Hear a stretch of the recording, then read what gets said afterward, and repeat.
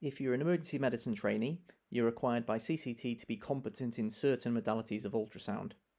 It's worth having a read of the two documents mentioned here. I've posted the links in the description below.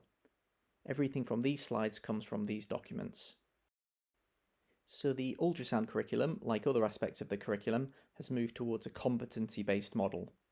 The aim is to achieve entrustment scale 4 by the end of ST5, or technically ST6 prior to CCT, but we'll come back to that. Assessments can either be patient encounters or simulation.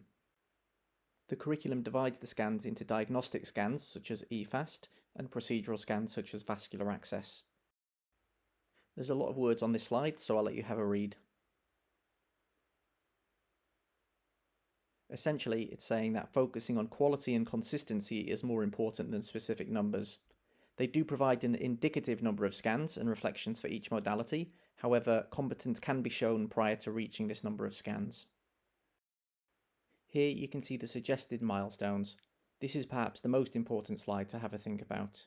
It shows a progression from ACCS to ST6, from completing the e-learning modules and starting a logbook, to getting signed off in stages for different modalities, with the suggestion that everything should be complete at the end of ST5, with ST6 being used to consolidate your logbook and undertake further training or teaching. This is the triangle of evidence taken from the second document in the links below. DOPS assessments are the key workplace-based assessment to show competency for ultrasound. Study days and teaching opportunities will vary from region to region, so it's worth speaking to your departmental ultrasound lead. Finally, reflections and e-learning modules make up the final part of this evidence.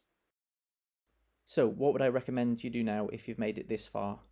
Well, firstly, start a logbook if you haven't already, and start to log all your scans. You'll be glad in the future that you did this.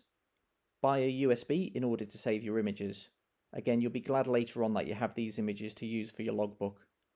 If you haven't already, then have a look at the online e-learning, available at either eLearning for Health or RCEM.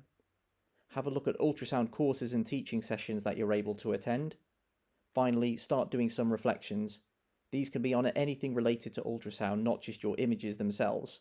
For example, you might talk about how you prefer to sit down to scan, or that you should change the height of the machine whilst scanning. It's all relevant to making you a better POCUS practitioner.